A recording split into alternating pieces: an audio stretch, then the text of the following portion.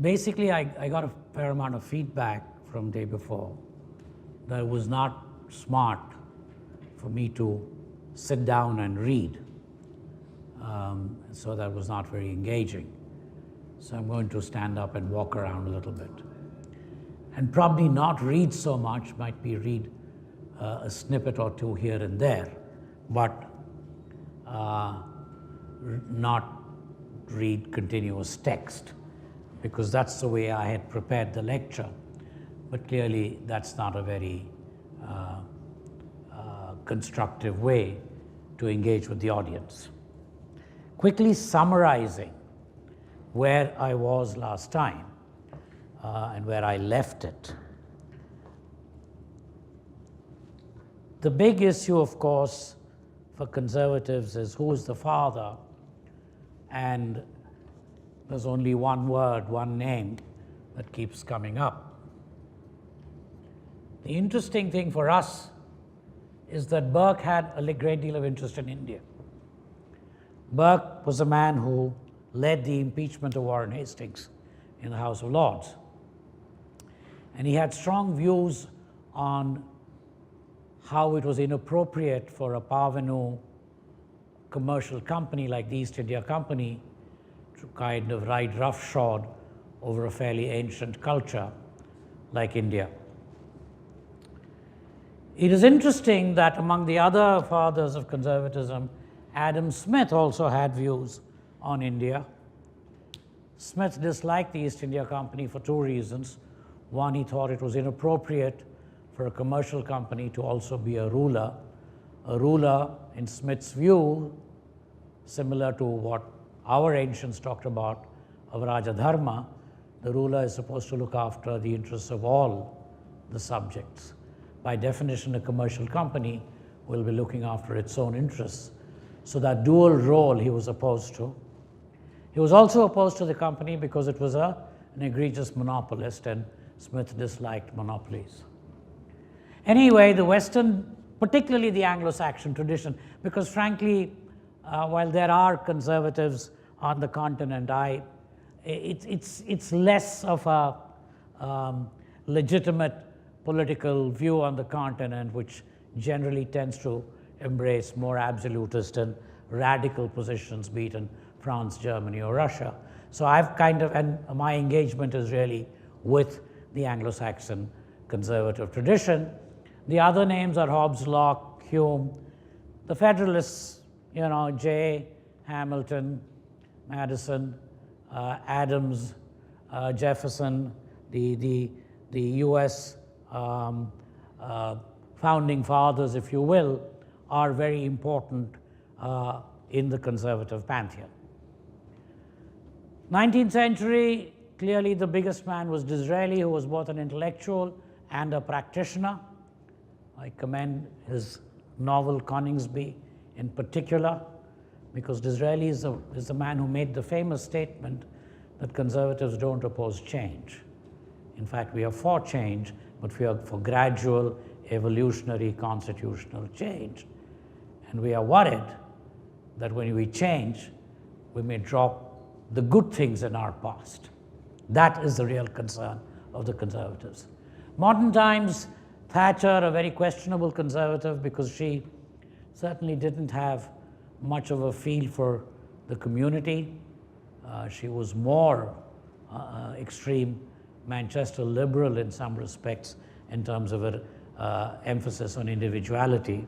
But nevertheless, she did have certain conservative streaks. She was in favor of a minimalist state. Scruton, easily the most important living English conservative philosopher, very important because he goes back to important aspects of Burke's thinking, which is, there is an oddball which I quoted extensively in my first lecture, the Bard. Shakespeare himself is an important inspiration for conservatives. Many of his dialogues, but the most important that I drew attention to in my last lecture was the speech on St. Crispin's Day before the Battle of Agincourt, where he talks about the earls and the dukes and the peasants all being a band of English brothers. This idea of band of brothers is very important for conservatives because we do have a great deal of love for the village, the community, the city, the town, the country. And the band of brothers typically is one which tries to build this community solidarity across classes, across groups. I did mention that in India, this is not purely an imported intellectual conceit. Conservatism has a very hoary tradition going back to antiquity. The two foundational texts of Indian conservatism are the Shanti Parva of the Mahabharata and the Tirukkural of Tiruvalluvar. It's extraordinarily interesting to note that in the early 50s, Rajagopalachari, who was then the greatest living Indian conservative, translated the parts of the Tirukkural into English. Rajagopalachari also translated the Ramayana and the Mahabharata into Tamil, into very chaste, limpid, lucid Tamil, and then subsequently retranslated that also into English. So he was very much aware of these two texts as being the source of Indian conservative traditions. I also made very brief references to Apastamba Sutra. Apastamba Sutra is a Vedic, is a Yajurveda Sutra, goes back well into antiquity, end of the first millennium BC. And you're talking here about a very important concept known as Yoga Dharma, which is that Dharma changes with time. Each age has its Dharma.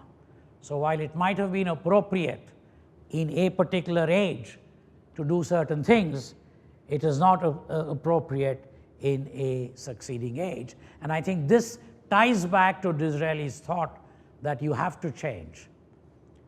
You cannot avoid changing. You have to change very carefully, though. The other one, which for environmental, it's Ram Guha drew my attention to the fact that the word conservatism and the word conservation have the same root. So when we apply principles of conservatism to conservation, which I think we should, because at the end of the day, the planet is a trust given to us by our ancestors to be passed on to our descendants, which is a very conservative idea. We do not believe that we live in an anomie kind of situation and isolation in the present. We are intimately connected with the past and with the future. Burke says this again and again. The Atharva Veda would be important in that context. The Arthashastra is a complex text, but Sanjeev Sanyal has drawn my attention to the fact that there is a conservative element in the Arthashastra, which is that Kautilya wants a minimalist state. He dislikes the nanny state. And one of the reasons he wants a minimalist state is for a particularly Indian reason, I think, which would have had some resonance with Smith, not so much with Burke, but with Smith. He says, if the state is very big and very intrusive, you will have many officials. And Kautilya is very distrustful of bureaucrats and state officials. He thinks that invariably they will be corrupt, they will be oppressive, and they will be tyrannical, and they will oppress the citizenry. So there is this whole stuff. But that's all, this goes back 300 years, and this goes back a couple of thousand years. The real modern two strands in the political conservatism come from these two. Ram Mohan was a supporter of British rule. So he was a conservative politically. He was not a radical. He was not a Jacobin. In fact, he told the visiting French aristocrat that I want British rule to continue in India for a long time so that we can imbibe good things. He was a reformer. He wanted to change, but constitutionally, by writing a memorandum to Bentinck and saying, please change the law. And that tradition comes down through Gokhale to Rajagopalachari and Masani in the political sphere. There's lots of other people, because within the Congress there was a conservative caucus, Patel, Rajendra Prasad, Bordoloi, Sitaramaiah, they were all. So even in the pre-1947 Congress, while there was a left-wing group under Subhash Bose, Jawaharlal Nehru, Jayaprakash Narayan, there was a conservative caucus. So the conservatives' tradition politically is this. And I did discuss last time fairly extensively Ram Guha's argument that Ram Mohan and Gokhale were actually liberals. Why do you call them conservatives? And I explained my point of view why one calls them conservatives and not liberals. And what is the difference between the two? The other strand of Indian conservatism in the political sphere comes straight from Bankim. Bankim also saw British rule as good. He saw it as providential. Providence has sent the British to rule us in order for there to be a Hindu renaissance. So he is the father of Hindu nationalism, if you will, in many respects. Going down Shyam Prasad, Deen Dayal till mid-20th century, late 20th century, that is the school. Now, there's always this argument, are they conservatives or are they radicals? And if you look at a Savarkar or a Moonjay, you might call them radicals, not conservatives.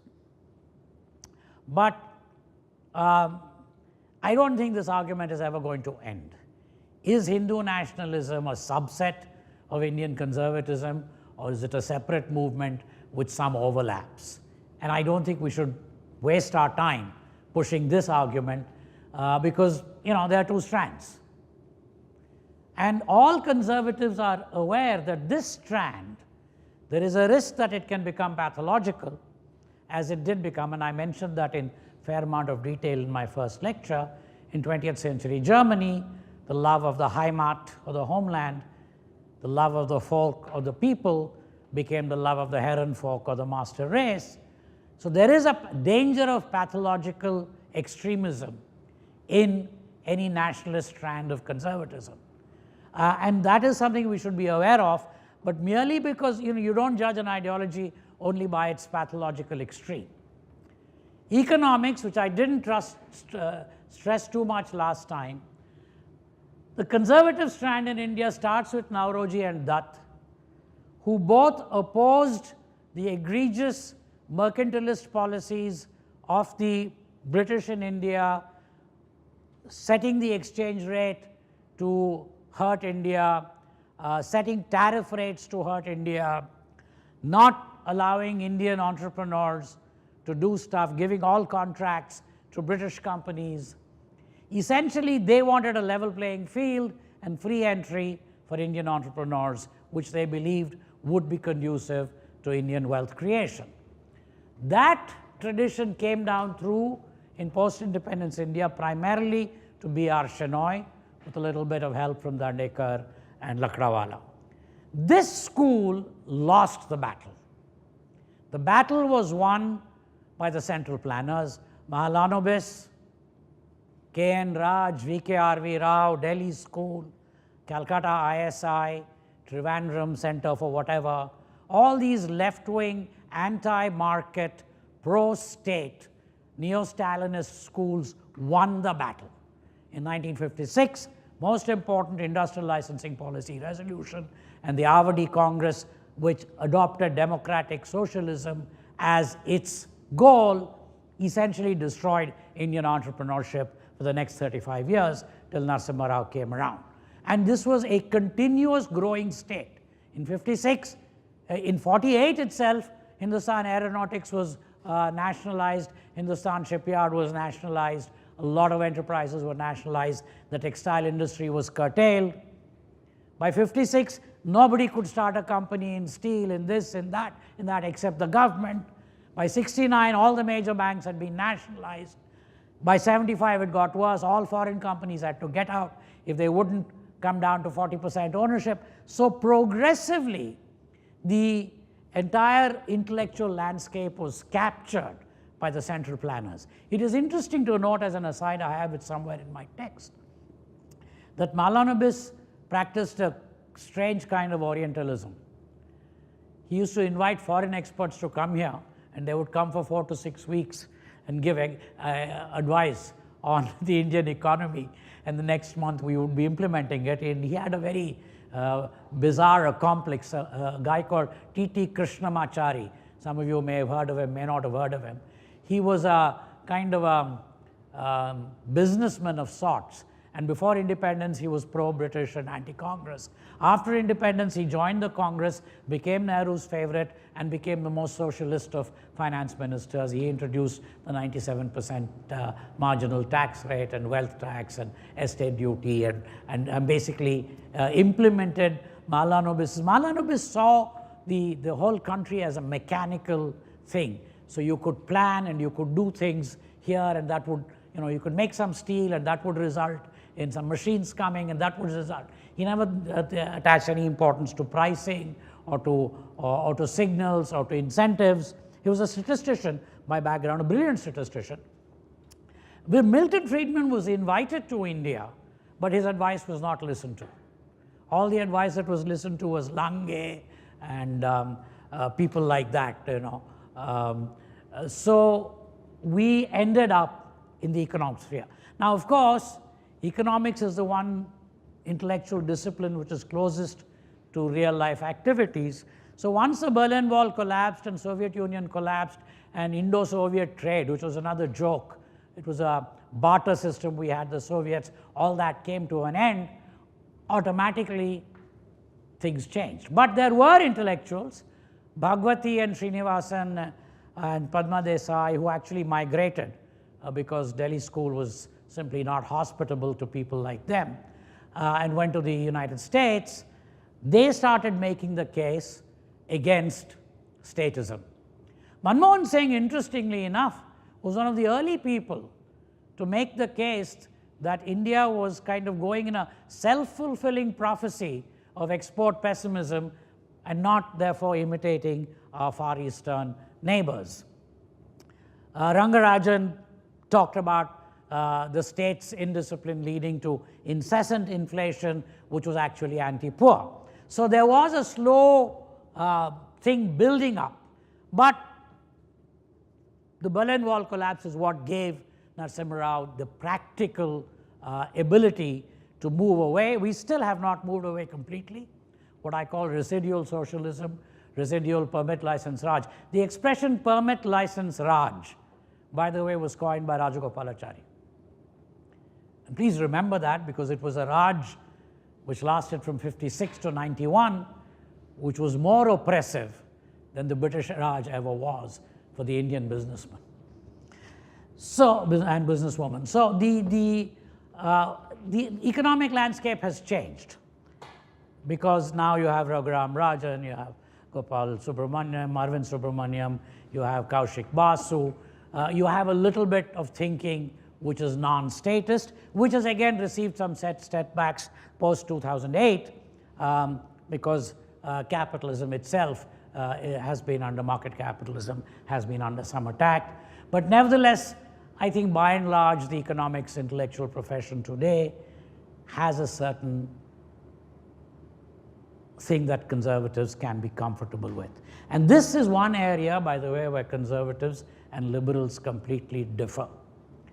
Liberals support the market, that is true, but they see the market as a means to an end. If tomorrow you tell them that state planning will be better in order to help scheduled tribes or women or whatever particular minority at that particular moment in time, gays or whatever is fashionable with the liberals, they will abandon the market. Whereas for conservatives, the market is central, it's organic, it has evolved over time, it is there in every society, it's voluntary, it's about trust, it's about discussion, it's about negotiation, and it's about the absence of state tyranny. So we will not oppose the market, even if you come up with an excellent linear programming model telling me that central planning can solve some problems better. For us, this is a moral imperative as much as it is an outcome-based consequentialist imperative. Socially, Ram Mohan's ideas came down, particularly in Western India, to Ranade and Karve and the great sociologist Gurye. Gurye was very interesting because Gurye went one step more than Ram Mohan's way of attacking Sati was to say that Sati is not there in the Upanishads. In other words, that's a very clever conservative way of saying, you know, actually the scriptures don't support this. So you go to distant texts to get rid of more recent accretions that you disapprove of. Gurye actually thought that the evolution of the caste system was fairly central to Indian civilization, and a constructive approach to it could actually help us even in modern times. He did differ from M. N. Srinivas in that context in some ways, but these were important thinkers. Ranade and Karve for gradual constitutional evolutionary change.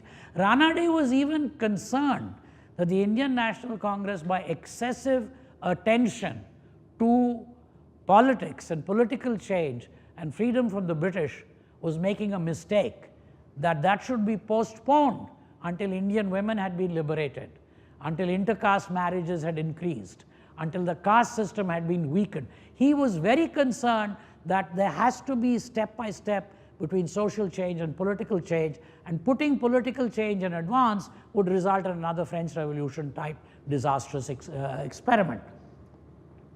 It's interesting that Ranade actually worked with Jyotiba Phule and Karve also, who we'll talk about Jyotiba Phule, who was a radical anti-Brahmin leader in Maharashtra in setting up schools, because they were constructive. They were not seditionists, shall we put it, if you want to look at it from the point of view of British administrator. If you look at any of the memoirs of the more sensitive British administrators, they were fed up of Indian seditionists who were not grateful for the good things that Britain had brought to India, who were not constructively setting up colleges, schools, factories, but always standing up and asking for rights. In fact, G.K. Chesterton mentions that. Chesterton says, I can't stand Indian nationalists because they're not talking, yes? Who? G.K. Chesterton. G.K. Chesterton says, these guys are not talking about anything Indian. They're coming to me and saying they want parliament and privilege motions and no confidence motions, which are all English institutions. So the British felt, and it is in this area of constructive stuff, because even in 1947 when we became free, in the private sector, outside the government sector, there were more Christian missionary schools than schools started by Indians. And you can't say Indians didn't have money. They had enough money to travel around the world, play polo, or Rajas had enough money to buy Rolls Royce, to do various pujas and yatras. So it was not simply that. It was the absence of a constructive response, which particularly in Maharashtra and Narmada Shankar Dave in Gujarat, but Ranade and Karve demonstrated in Maharashtra. I have put those names there with question marks. The first two, Phule and E.V. Ramaswamy Nayakar, were both supporters of British rule. In fact, E.V. Ramaswamy Nayakar, on August 14, 1947, he proclaimed it a black day, a day of mourning. He supported British rule because he felt that the British had saved the lower castes, the non-Brahmins, from upper caste oppression. And if they went away, the upper castes would again oppress the lower castes. And Phule had a very similar view. Coming from Maharashtra, he felt that the upper castes would dominate if the British left. Now, because they were purely on the political side conservatives, I don't count them in the conservative pantheon because they were fairly radical socially. And it's very complex. When you have complex and enigmatic and charismatic people like Jyotiba Phule or Periyar, E.V. Ramaswamy Nayakar, it is best not to try to claim them as conservative or radical. They are kind of sui generis, one of a kind, and you have to leave them there. Gandhi is very important because everybody claims him. And he's written so much that you can find him supporting socialism, supporting something else. No, I never think you can ever find anything for him supporting communism or Bolshevism. That's unthinkable. But generally you can find him supporting a variety of things. But couple of things, Gandhi changed the constitutionalism of Gokhale when he took control of the Congress, when he decided to go for mass action rather than discussions, debates, negotiations, committees, which is the conservative strategy of choice. However, one thing Gandhi did much more than even a Gokhale or a Firoz Mehta was saying no to violence. And this goes back to his seminal text in Swaraj, which is absolutely got pages and pages and pages of why violence as a way of settling scores and getting India's freedom would be terrible. It's almost as if he had read about the French Revolution and how disastrous the violence was for French society, or the October Revolution was for Russia. So he knew that. Gandhi also was a band of brothers man. We go back to Shakespeare and the band of brothers as very central. I've got it somewhere in my lecture, I don't know if I can find it, but the band of brothers idea is very central to English thinking. It's been said that in England they have a game called cricket. They don't have it in Germany. Even the Scots don't play it. The English and one Welsh county play it. The interesting thing about cricket is that the lord will play and the wicket-keeper will be a peasant, a local farmer, a local carpenter. They all play together. And many people have felt that cricket is one reason the guillotine never came to England and the aristocracy were never killed. The French aristocracy would never have agreed to play with the peasants. You know, this important thing about band of brothers is very, and Gandhi understood it. That is why he went on a fast unto death when Ramsay MacDonald said that the Dalits will have separate electorates. If you did that, there was no hope for Indian nationalism.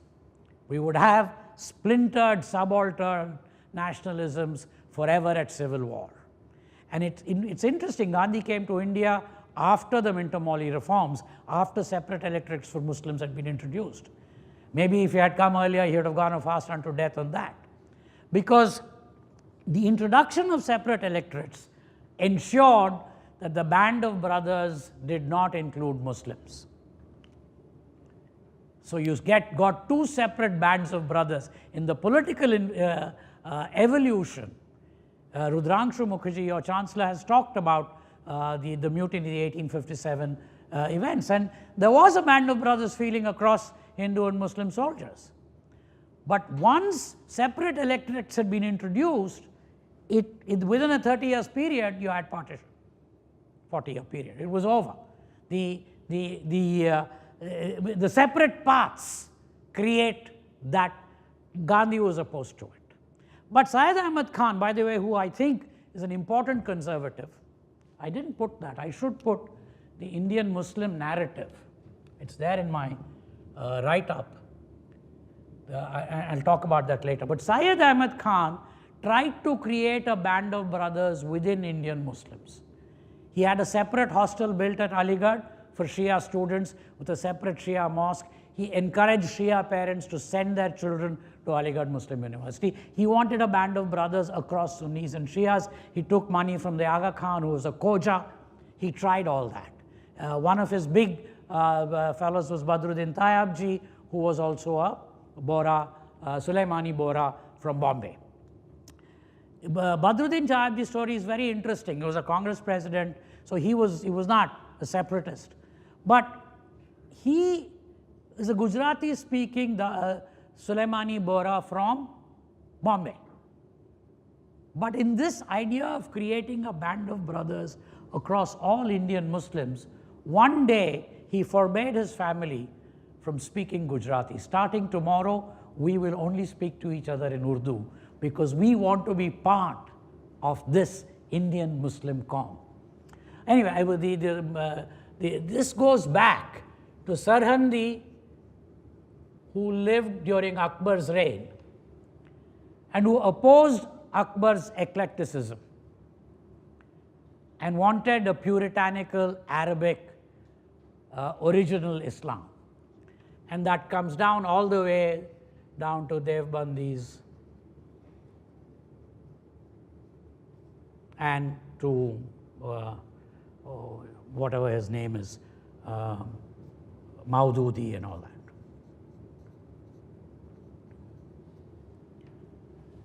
The other thing is Dara Shikoh, who was a Sufi who translated the Upanishads into Persian and comes down to modern Sufism. A.R. Rahman and his music today, that is the other stream within Indian Islam. Now these westernized Muslims, Syed Ahmad Khan and Iqbal, are interesting. Syed Ahmad Khan, very sensible guy, very conservative, pro-British rule, understood that this was an opportunity for the Indian Muslim community to make its tryst with modernity without necessarily giving up the best of their past. But yes, many modern Indian historians dislike him because he was probably the originator of the separatist Muslim ideology. But it's easy after the fact to criticize people.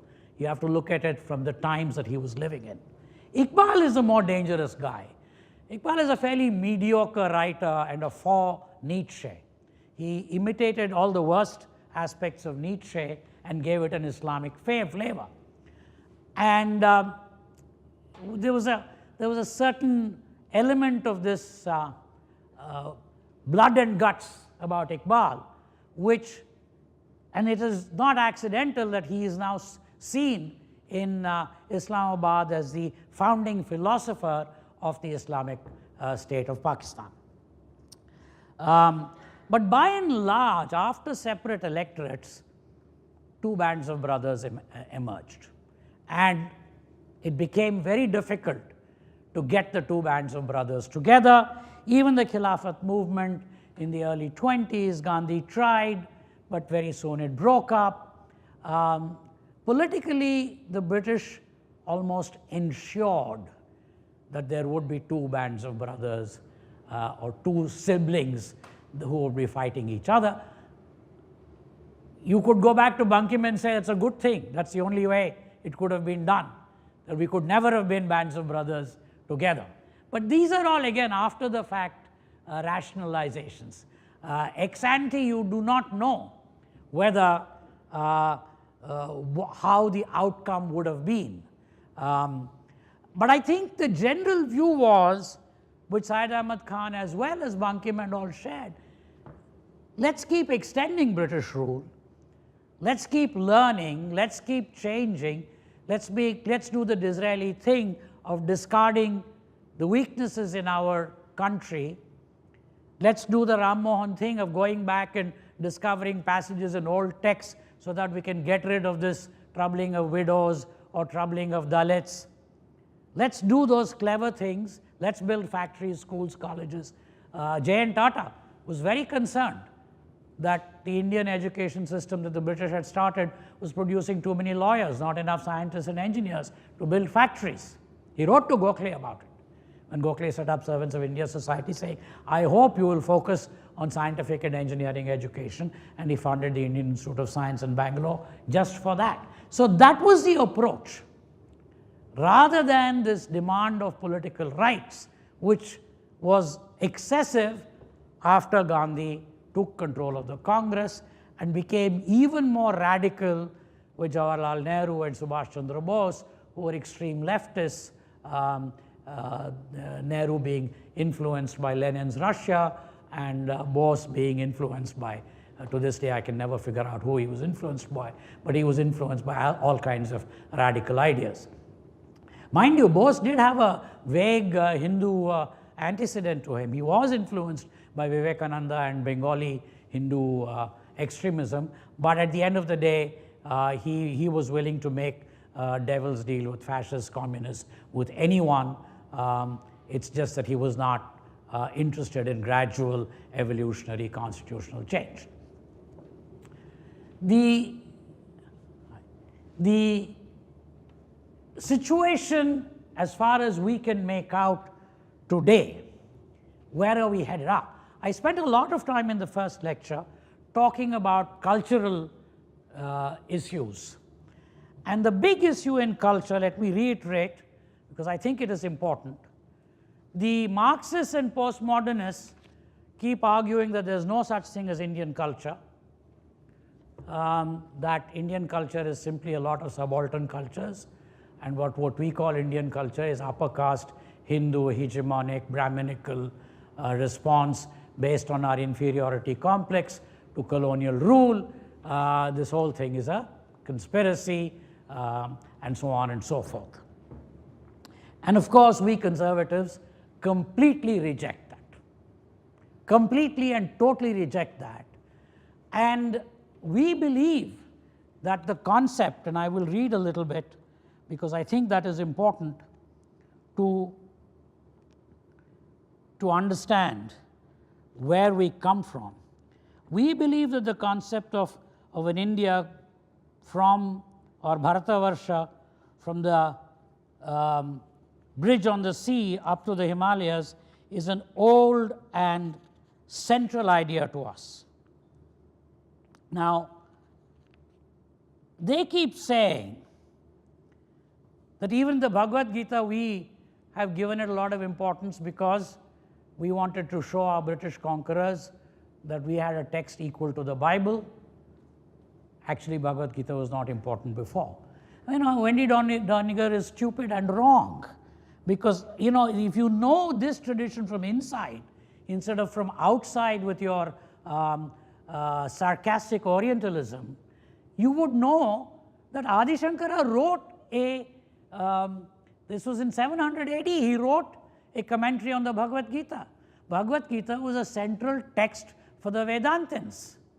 Ramanuja wrote, Madhva wrote, Vallabha wrote. For anybody who deals with Vedanta, you have to write 3 commentaries. Bhagavad Gita, Brahma Sutras, and 10 Upanishads. Isha Kena Katha Prashna Mundaka Mandukya, Aitreya Taitreya Chandogya Bahadaranyaka. If you don't write these, then you are not an Acharya. That is central. And this happened, 1,000 years before the Battle of Plassey. So the idea that it is only in response to British Christian missionaries that Bhagavad Gita was magically invented in the 19th century by Hindu upper castes is an absurd idea. Then, of course, they'll say all this is Hindu. Let me give you one, read a little bit. Does all this sound too Sanskritic, too Brahminical, too hegemonic? Then consider the fact of the pervasive diversities embedded in our traditions, which effortlessly encompass tribal groups who British census commissioners and phrenologists, I don't know if you know phrenology, it's a study of the skull. It was a pseudoscience in the 19th century, and they thought they could tell brain characteristics and, by studying the outside of the skull. They casually characterized all of us as belonging to different races. The entire Dravidian race idea was created by one Christian missionary called the Reverend Caldwell.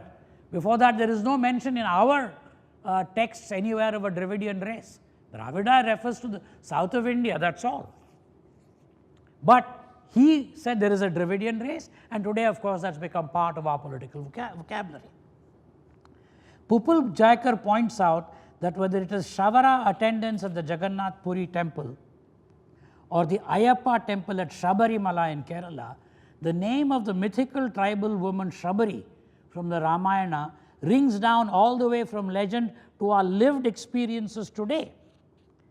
And this is important, that we understand, this is not only about Sanskrit or upper castes. The Tamil poet in the early 20th century, Subramanya Bharati, talks about Bharata Samudayam, the Bharata Commonwealth. Kuvempu, again early 20th century in Kannada, writes the Ramayana Darshana. And what does this remind us? That every age, every place has a rendering and a vision and a view of India's unforgettable prince. In Hindi, Maithili Sharan Gupt writes a completely different perspective of Ramayana called Saket, which is looked at through Lakshmana's eyes and the eyes of Lakshmana's wife. My favorite example is not this. My favorite example is the Markandeya Purana. And even the most anti-India, anti-Hindu Orientalists would concede that Markandeya Purana goes back at least 1,000 years, probably 1,500 years. And the story of the first man after the great flood and the first woman is there in the Markandeya Purana. But again, it was recreated 500 years ago in Telugu by Allasamy Peddana. And again it was recreated in the early 20th century in Hindi, in Khadiboli, by Jayashankar Prasad when he wrote Kamayani. So these are recurrent themes in our culture, and we can't simply dismiss it as Brahminical, as upper caste and so on. And the idea of pilgrimage, of India being a holy land, is not exclusively Hindus. Jains have a pilgrimage circuit that goes from Jharkhand, Bihar, Rajasthan, Gujarat, West Coast, Southern Karnataka. Sikhs have a pilgrimage circuit from Amritsar or from Nankana on the other side of the border, Anandpur, Delhi, Hemkund, all the way to Patna in the east and then south to Nanded in west central India. There is a Buddhist circuit, Sarnath, Gaya, Amravati, Nagarjun Sagar, and today we have two new Buddhist sites in the 20th century, Nagpur and Bombay, based on the Navayana Buddhism. And this is a favorite piece of mine. I have a Muslim friend who lives in Delhi who's of the Sufi persuasion. Every few years he completes a pilgrimage circuit within India, starting in Delhi, going west to Ajmer, then south through Ahmedabad, Mumbai, Gulbarga, all the way to Nagaur in the deep south, and then back north through Kadapa, east to Patna, and then back through Fatehpur Sikri to Delhi. This is the sacred Sufi circuit, all within current territorial India. Merely by calling it Hind and not Bharatavarsha, clearly the land seems to become no less holy. Incidentally, it appears that India is the only country where there is such a sacred Sufi Muslim geographic pilgrimage circuit. So again, Mother India. Mother India, according to them, Abanindranath Tagore, Bankim Chandra Chatterjee, before that it didn't exist, and it's all our response to English rule. But, you know, if you think about it, Richard Blurton, who's an art critic and who was keeper of the antiquities at the British Museum in London, who's retired now, he has written about the fact that 1,000 years ago, 1,500 years ago, the Indian artist, the Indian sculptor, thought of the land of India itself being feminine, the earth being feminine. And every hill, every river was part of the physical features of this feminine deity. And of course, as you all know, when Shiva carries Shakti across the country, her body falls, different parts fall in different parts of the country. In Kamakhya, you know, her sexual organs fall. Another organ falls in Hinglaj, which is now in Baluchistan. Another in Kanyakumari. You know, these are not new ideas. These are not merely responses to colonialism. So Indian conservatives have to take a very strong position. In fact, Diana X says something brilliant. She talks about the goddess at the southern tip, where the three oceans wash the feet of the land itself, standing as an auspicious guardian. Diana Ek, E-C-K. Actually, this idea has also come in another context through Ashish Nandi, and which is important for those of us who are talking about social conservatism, because today there's so much talk about LGBTQ and transgenders and so on and so forth, and I make the case that this can be handled within the Indian tradition. We don't need to learn anything from the Upper East Side in New York. Nandi takes the position that Western scholars that, yeah, one second.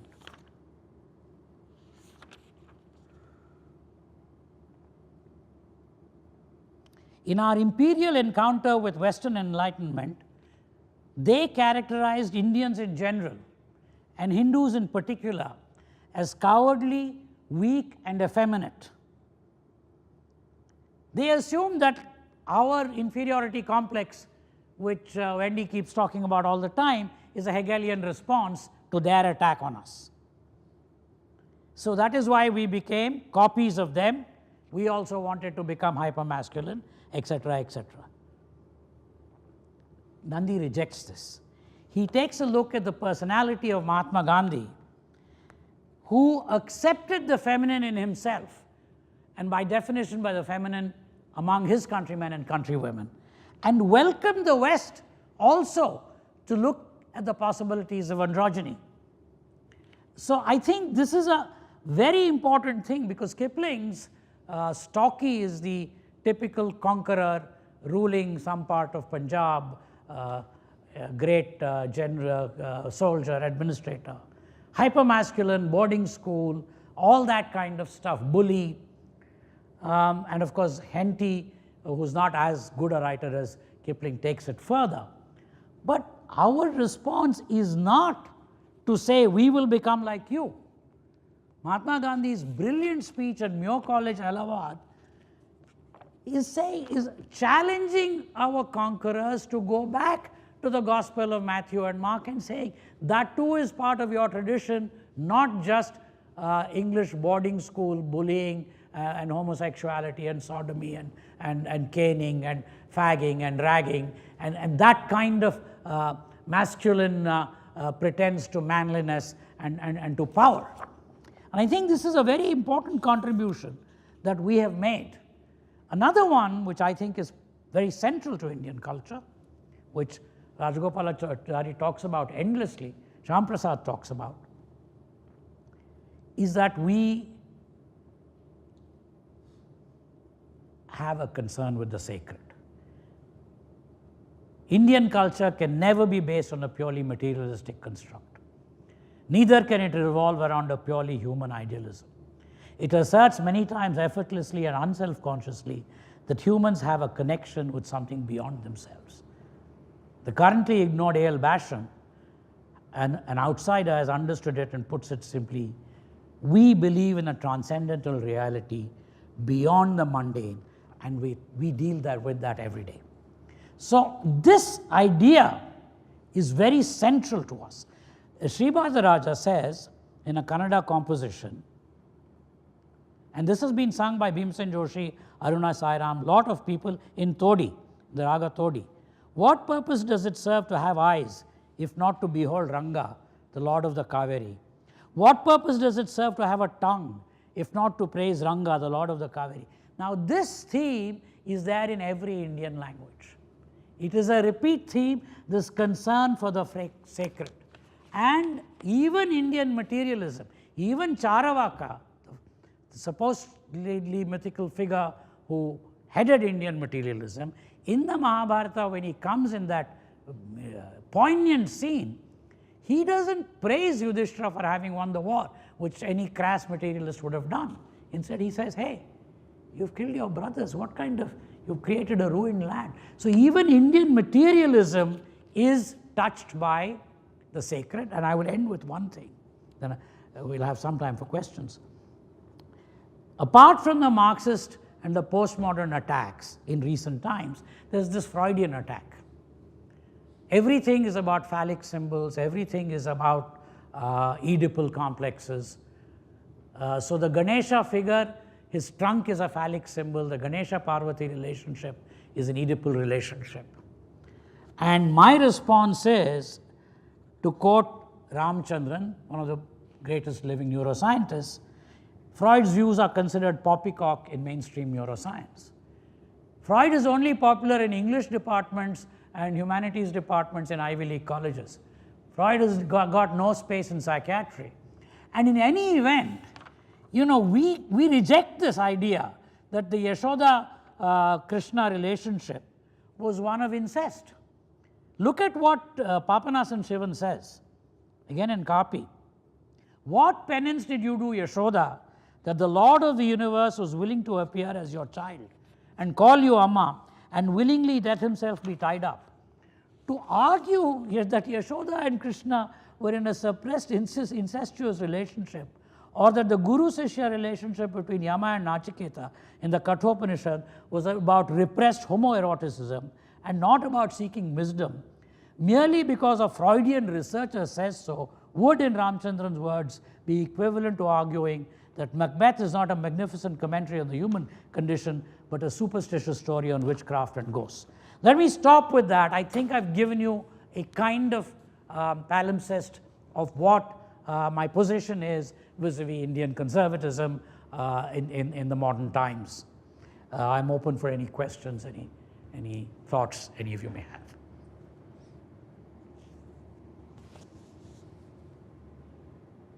No questions? Yes? Yeah, so who would you sort of see as main components of conservatism? Like, so the Marxist Freudian. Who will be? Yeah, so legitimate opponents, like people who disagree with the sort of widespread ideas that we have here that are all conservative. Who would be our opponents? Today our opponents are basically Marxists, postmodernists, Freudians in the academic and cultural sphere. In the political sphere, basically the left, which doesn't believe in the idea of an Indian composite nation, but believes that we are really fragmented groups together. They only believe in the territorial state of India under a constitution. The idea that we are a band of brothers with a cultural unity, the left rejects. I think we also have some very powerful opponents in the international bureaucracy, the World Banks and the Ford Foundations, who, for reasons of their own, have a kind of Orientalist or Neo-Orientalist view of us, and kind of keep on talking about the need for us to develop. And in that process, in that entire dialogue and discussion, it will all be mechanistic, it will all be Mahalanobis. You know, this input, that output, reduce population, do that. There's no concern about the Disraeli concern that as we develop, we should not drop the good things of our past. Then of late, I think in the recent past, there is a strong view that somehow when we talk about Indian conservatism, because there is a large Hindu flavor to it, that it is by definition anti-Islamic and pro-Trump and so on, and therefore it should be opposed. So there is a huge constituency there. And Gurcharan Das, I talked about it in the first lecture. He was at a cocktail in Delhi when he said he was going to be studying the Mahabharata. And the first response from this sophisticated lady was, "Are you becoming a Hindutva fundamentalist?" I mean, I think these are all people for reasons of their own, not necessarily one set of reasons. They are a danger, because I think they will prevent the continued solidarity of the band of brothers. They will prevent our maintaining this continuity construct with our past. And by past, not only our old past, our immediate past. I think British rule was very good for us. And I think it was one of the most creative periods in Indian history. We will jettison all that. And to my mind, our constitution, I've written about that extensively, is really the Government of India Act of 1935, largely. And that piece of legislation, by the way, in history, is one where the House of Commons spent the maximum amount of time, both in committee and on the floor. It's a high quality legislation. So all those things is what is keeping us going, and we don't want to jettison that. Both our distant past and our immediate past. And those are the fears we as conservatives have. Does that answer your question? Okay. Yeah. Two questions. What do you see are threats from non-conservative groups to India? So that's one. Second is, and Ram often also says this, he told me once that he would love conservative views from the other side, but there are very few scholars who spend a lot of time in the trenches introducing outstanding scholarship in the country today, in the current context. You see, what this is, in the 60s, Indira Gandhi came to power. And remember, 68 was also Berkeley riots and Paris riots and so on. And Indira Gandhi came to power in 66. So she seriously thought that this radical left was a danger. So the way you deal with that problem is by house training them, by giving them sinecures. So she created something in Calcutta, some institute, JNU in Delhi, etc. And basically Indian academia since then has been dominated by Marxists. You can't get a job, you can't get promoted, you can't get tenure in Delhi University, in Jadavpur, in JNU. What happened at the same time was a lot of the Western universities also got a very profoundly Marxist and postmodernist bias. So even to get a PhD in Chicago or Columbia, or, so there is, we've now, if you take 68 as a date, 32 or 50 years almost of no, and in economics where at least they had some choice, they all ran away. Our best economists ran, even Amartya Sen ran away. He talked a lot, but he lives there. All of them ran away because it was just stultifying the atmosphere here. And there too, in the other social sciences and humanities, the paradigm, I mean, there's so much writing about Hinduism from American academia, which is with this Freudian perspective. There's so much writing all about Brahminical hegemonism, which is, I'm not saying it's not there, but there's no counter view. There's no Gurye view. There's no, other, because they're suppressed. That has to change. And I hope we can change it. It's a gradual process. But that's one reason why we don't have legitimate conservative. Today, I don't think in England, if there were a historian like Toynbee, he would get a job. He's considered a joke. He's been just taken off their syllabus. He doesn't exist. My son did a history degree from Dartmouth College, which is supposed to be a pretty good Ivy League college. He never read Gibbon. But there will be one course on the history of African women's contribution to American society in the 18th century, Native American cultures of the 16th century. Legitimate. I am not saying don't do that. But to read history without having an appreciation of Gibbon, to my mind, is a bit sad. But this is a problem. It's not going to go away. And this is also there in journalism. Most journalism schools also produce very, very directed kinds of people. And therefore, some of the scholarship comes from outside. Now, Gurcharan Das doesn't have a PhD from anywhere. He was a business executive with Procter & Gamble. Sanjeev Sanyal worked in some bank or something. I don't know where he worked. Now, you people might reject them as intellectuals, and they probably won't get tenure in any university. But those are the places where we are going to see. And which reminds me, Gibbon was not a professor of history anywhere. Burke was not a professor anywhere. So we don't have to be at Oxford or Cambridge in order to make a point of view. Rambo is correct, but it's also because he will dismiss a Sanyal or a Gurcharan Das as not. No, he might not, but I'm saying people like him. And that is a mistake, because that is the voice. It's impossible for a conservative to be in JNU to go and say, I think there's one guy, Makaran, somebody or the other, Paranjpe. I don't know, by mistake he's gotten in there. But otherwise, to say there are no conservative intellectuals here, of course, you haven't taken them in, you haven't promoted them, you haven't let them go up, so.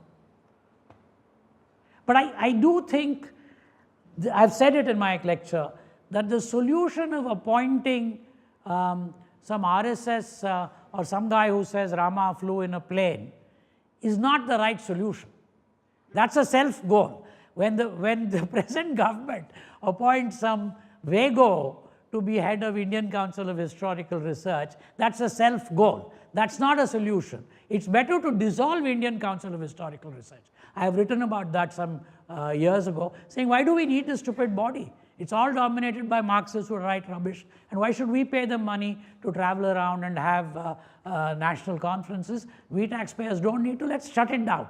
But to put somebody who says Ramayana is history, it's a self-goal. It makes the conservative side look stupid.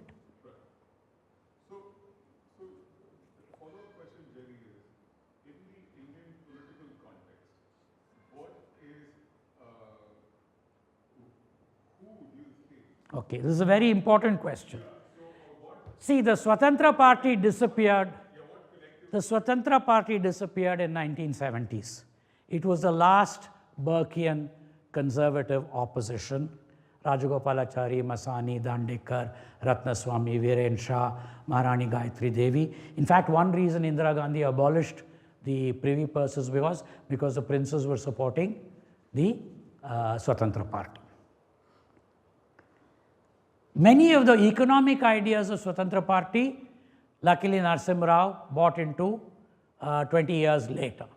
We lost 20 years. As a country, we're always behind the times. Our neighbors keep getting ahead of us. But anyway, at least the economic ideas came back. Now, to revive the Swatantra Party is impossible. I have argued that many times. So our solution is to create caucuses within Congress, within BJP, within Trinamool, who will be conservatives. Because they have enough leftists and they have enough Luddites.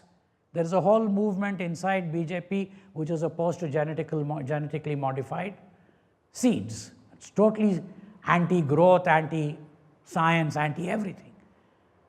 And then there's excessive focus on cows and so on. Within the Congress, of course, the right to education, right to food, right to this, right to that. They're only interested in grievance mongering and giving rights that they can never deliver. They're not interested in any progress. There's a huge lobby for that. But Manmohan Singh is also in the Congress. We need to try and within existing parties find the caucus, which is what we have done in the past. In 1950, Jawaharlal Nehru was opposed to Somnath Temple being rebuilt. What did K. Munshi do? He co-opted Rajendra Prasad, Vallabhbhai Patel. He co-opted the conservatives within the party. In 1937-38, before the war was declared, Mr. Great hero of Bengal, Subhash Chandra Bose, he wanted to declare Indian National Congress pro-Hitler, pro-Mussolini because they were opponents of Britain, right? Gandhi used, Sitaramaiah used the conservative caucus within the Congress to isolate Bose. So that is the tactic we can do. The idea of reviving the Swatantra Party, I think, is unrealistic. What would be a fiscal conservative and a social liberal? Right? So I would say this is... that is the... It's a nuance. No, that is a trick, and please avoid it. Because it simply doesn't work. Either you are clear about this. This is not, because fiscal conservative means you look at the market in consequentialist terms. We support the market because it is good to get high growth rate. No, we support the market because it's a morally good institution that has evolved over time because it is embedded in human nature. It is opposed to tyranny. The reason consequentialism is dangerous here. Okay, so this fiscal conservative and social liberal is, what do you mean by social liberal? If social liberal you mean grievance mongering, group identities, oh no, for Dalits, this, that and the other, no. Conservatives don't accept that. We want a broad band of brothers. Gandhi did not go accidentally on a fast run to death to prevent separate electorates for Dalits. Today, if you come up with a suggestion that let's have separate electorates for Dalits, we will not support it. We will oppose it. We want to create a band of brothers across. And that is important for conservatives because we don't see atomistic individuals as a solution. That is an extreme libertarian position. It's not a conservative position. I think that's very important to remember. Because conservatives are market supporters by and large, many people think that we are also extreme libertarians. We are not. We support family because we are very particular that family is very central.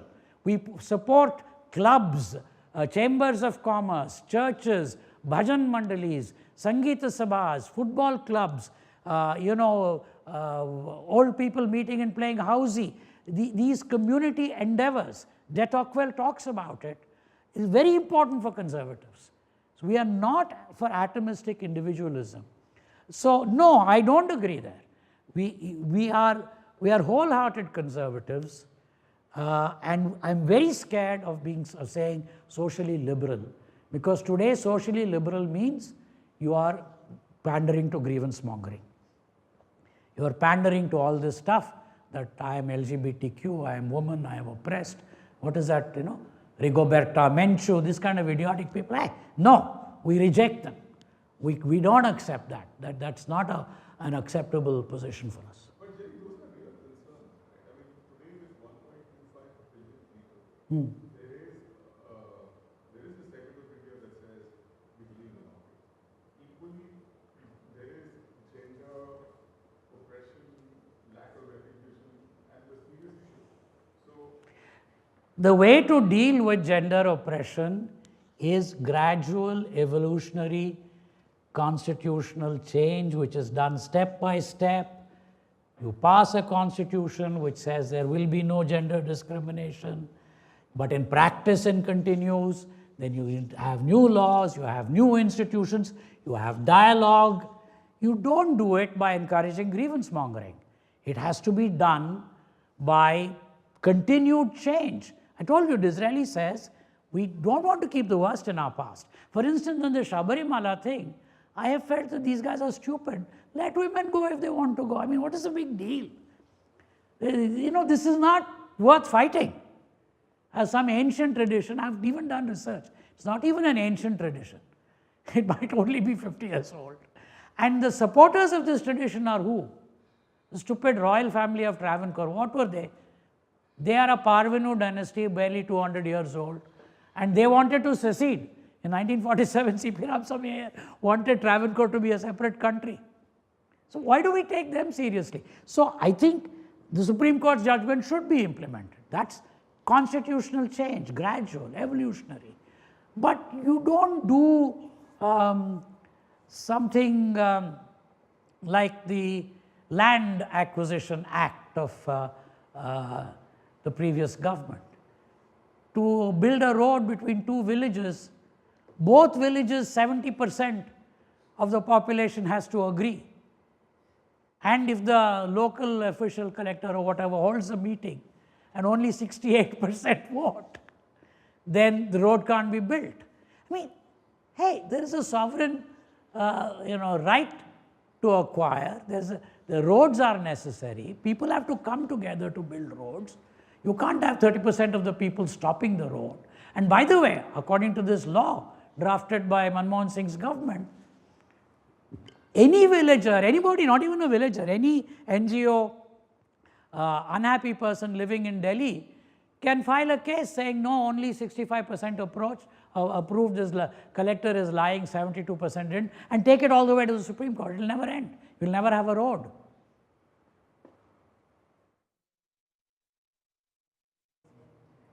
You had a question? Yeah. That's the last. We have to go, yeah. So when we say conservatives against liberals, but I feel the correct dichotomy should be conservatives against radicals. Correct. No, but the point is there's many times when I get this pushback saying, hey, Gokhale was a liberal. What are you talking about? Ramon was a liberal. Just by you calling them Constitution of India, I say it's a conservative document. But Swaminathan Nair says, don't be silly. It's a radical document. So we need to then establish the difference between the two. Liberals are followers of Rousseau. They believe that primitive man was a noble savage, and all that has gone bad is because civilization after that. We are followers of Hobbes.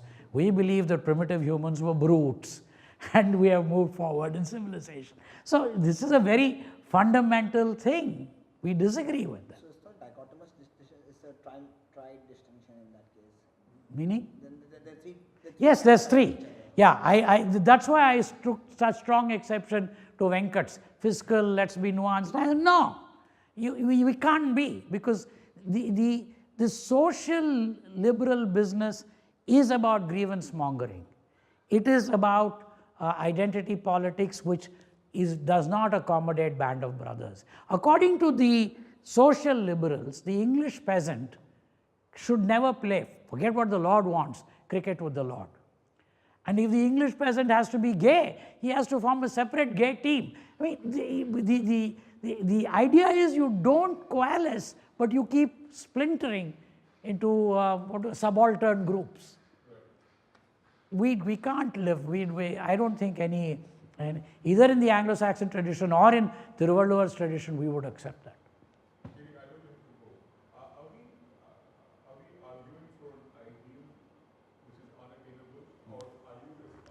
It is unattainable, we know that. In fact, anything utopian we reject. We don't want utopianism. We know we will never be perfect. Conservatives don't believe in perfection. We don't have utopian goals. We will get slightly better tomorrow. Tomorrow we will allow 10 women into Sabarimala. 6 months later, 50 women. We're not going to solve the gender problem in the country tomorrow. That's the basic conservative position. Nothing is going to get solved overnight. It is going to be gradual, and it is very important that it is gradual. Every time you have tried to do it abruptly, like in 1789 or 1917. In fact, I have argued somewhere in my essay that the real radical in 1947 was Jinnah. He was a conservative who turned radical. Because 1792 was the Regulating Act of 1788 or something, the Regulating Act of India, Lord North's. Till then, Madras and Bombay governors reported directly to London. That was the first year that they made the governor of Bengal Governor General and made these two guys report into Calcutta. That was the beginning of Indian political unity. So from 1790 to 1940s, how many years? 250 years. It's been building up Indian political unity. And this man comes and one fine day says, let's split. For a conservative to think about that is so horrifying. That which is gradually evolving. One currency, one law, one penal code, one railway system, one postal system. From 1790 to 1940, we are slowly getting there. And this guy says, no, we're two countries. That is radical. And of course, he did it out of grievance mongering. And he did it because he wouldn't accept the larger band of brothers' ideas.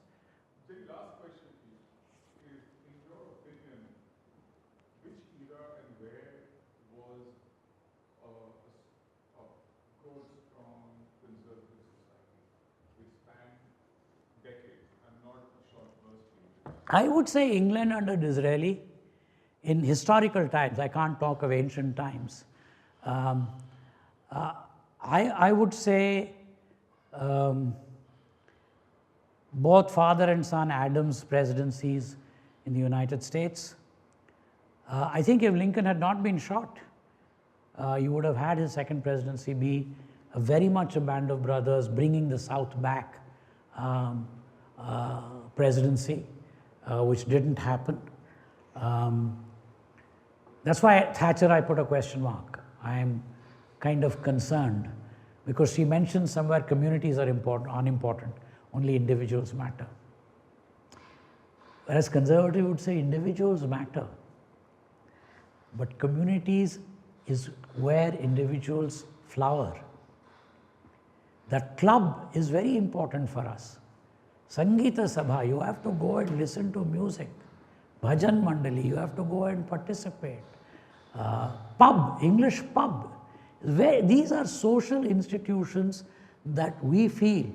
We are not in favor of, frankly, these Nazi party, national things, because they tend to go pathological. But smaller institutions tend to be.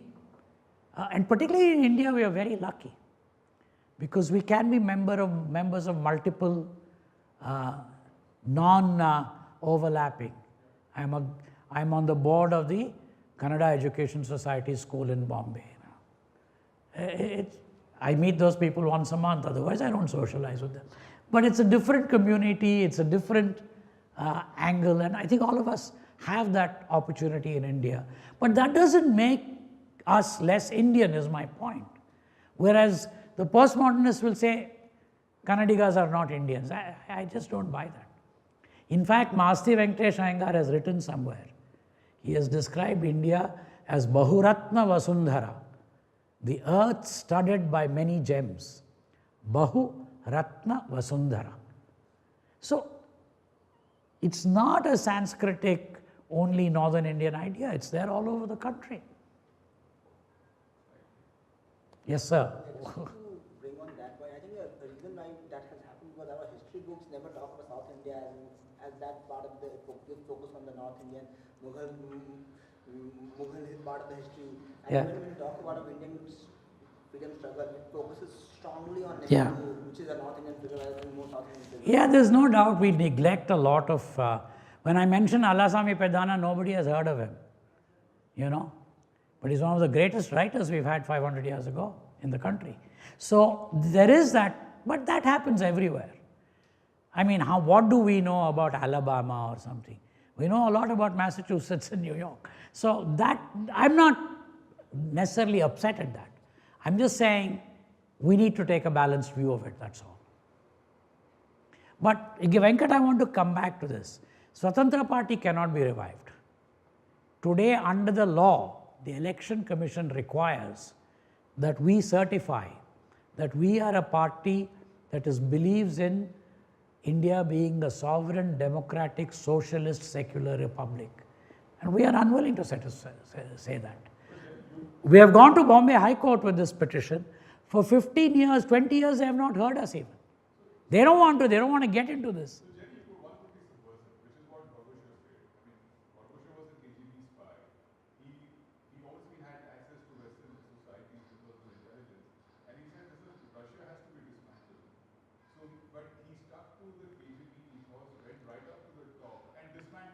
Yeah, but we can't start a political party in a moral sense by telling a lie. We've gone to the High Court saying this is absurd, and they have not listened to our petition yet. But under the constitutional right of liberty, can't you espouse a different? That's what we have said. Besides, we have argued even more fundamentally that this socialist secular was included in 1978. And on January 26, 1950, it was Sovereign Democratic Republic, that's it. You come to my office, I have the January 26, 1950 framed hanging. I don't have this socialist secular nonsense. I have Sovereign Democratic Republic hanging. But this current dispensation is not conservative. No, I think that will keep on haunting us. Are they a subset of conservatism, or are they a separate movement with some overlaps with conservatism? I don't think that can ever be answered. Shyam Prasad Mukherjee and what's his name, Deen Dayal, more towards conservatism. You know, everybody talks that they can't work with Muslims. In 1946, 43 to 47, Hindu Mahasabha was in coalition with the Muslim League both in Sindh and in Bengal.